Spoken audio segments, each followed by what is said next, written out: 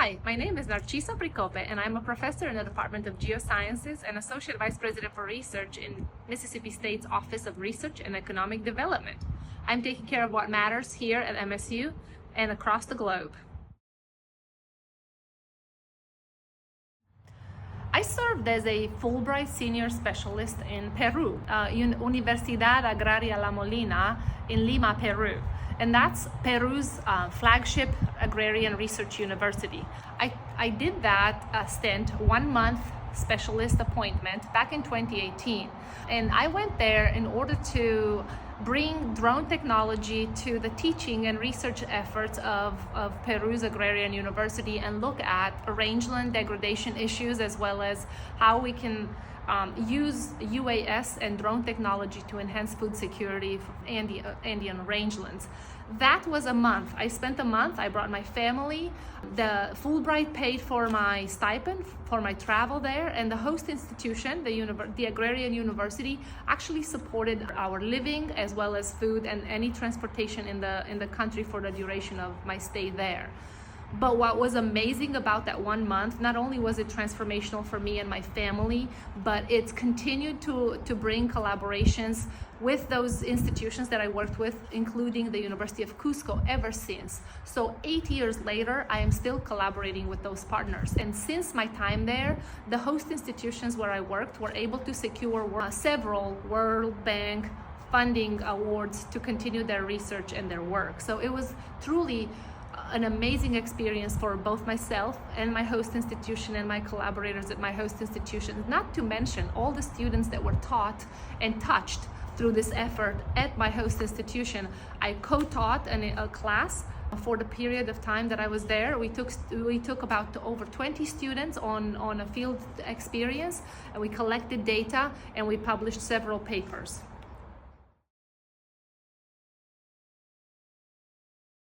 So Fulbright Specialist is one mechanism that allows researchers to go and work in a foreign country for a short amount of time. And this stint that I served in Peru was, again, transformational for me and my host institution. But what I really wanted to do was to have that experience multiplied, to give back to the communities and partners that I had worked with for my PhD dissertation, which took place in Namibia and Botswana.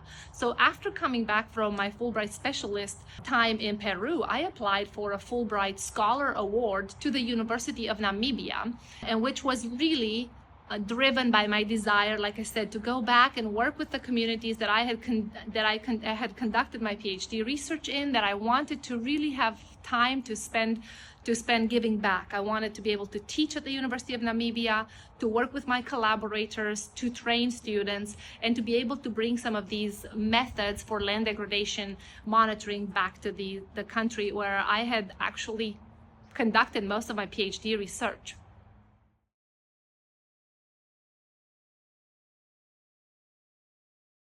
In one sentence or less, for me, Fulbright was a transformational experience, the ability to be boots on the ground and really have time to connect, and the opportunity to give back to communities and stakeholders that you would collaborate with.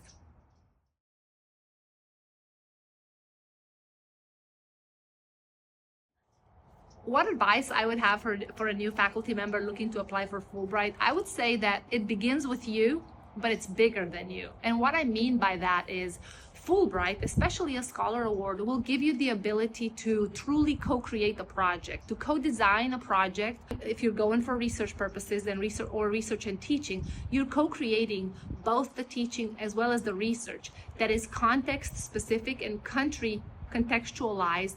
And the only way that works is if you have a strong collaborator in the host country that can champion you and your project. The ability to co-create that work is critical. Part about it being bigger than you comes into play where you're really establishing the foundation for a much longer term collaboration between the institutions, even the countries, through your single-handed presence in that country.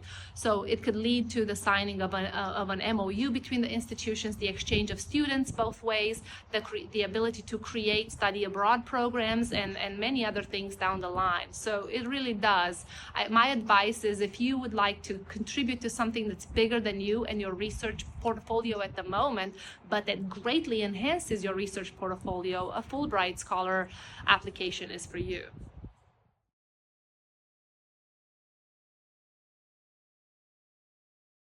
So oftentimes faculty are hesitant to apply for a Fulbright because it may be incompatible with their teaching loads, or it may seem like the wrong time in their career in terms of their tenure expectations, or it could put stress on their family.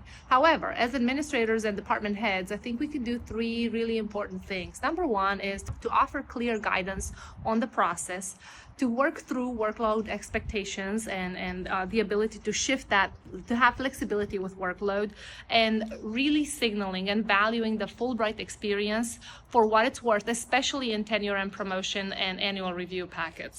As research administrators, I think the important thing that we can do is to offer centralized application support and potentially explore ways that we can bridge fund the beginning or the end of that experience for our faculty. And at a leadership level, I think the ability to signal that we truly value and global engagement is, as it is a pillar for Mississippi State, the ability to show that and to signal that is really important. And truly show that Fulbright is celebrated, rewarded, and appreciated in Mississippi State.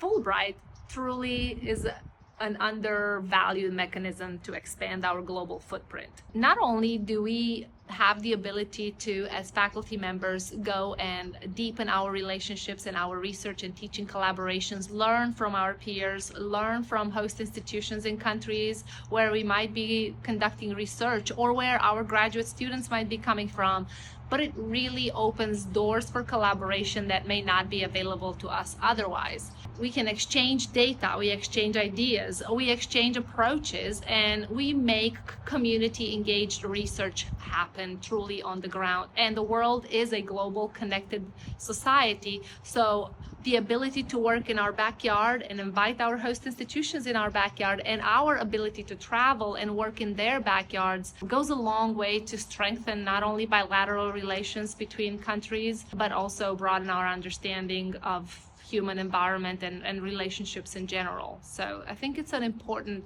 mechanism for us to connect with the global society and to feel part of a bigger picture.